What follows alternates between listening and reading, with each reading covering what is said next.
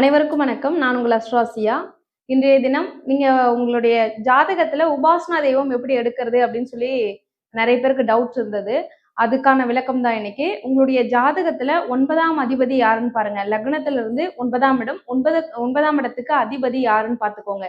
அந்த அதிபதி எந்த சாரத்துல உட்கார்ந்துருக்கோ அந்த தெய்வ வழிபாடு, அந்த நட்சத்திர தெய்வ வழிபாடு நீங்க பண்ணும்போது உங்களுக்கு உபாசன தெய்வம் உங்களுக்கு கரெக்டா வரும். இப்போ ஒரு உதாரணத்துக்கு கடக லக்னம்னு எடுத்துக்கோங்க. கடக லக்னத்துக்கு 9ஆம் இடம் குரு. குரு இப்போ உங்களுக்கு எந்த இடத்துல உட்கார்ந்துருக்காருன்னு பாருங்க. 6ஆம் இடத்துல இருக்காருன்னு வச்சுக்கோங்க.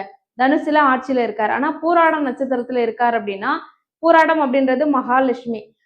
அப்போ பூராடம் அப்படின்னும் போது அம்மன் வழிபாடு, மகாலட்சுமி வழிபாடு, இந்த தெய்வங்களை உபாசனையா நீங்க எடுத்து பண்ணும்போது உபாசன தெய்வமா கட்டாயம் உங்களுக்கு ஒரு நல்ல பலன்கள் கிடைக்கும். இதே மாதிரிதான் மத்த உபாசன தெய்வங்கள் எடுக்கிற முறையும் நீங்க இப்படிதான் எடுக்கணும். உங்களுடைய லக்னத்திற்கு 9ஆம் அதிபதி நின்ற சாரம். நன்றி, வணக்கம்.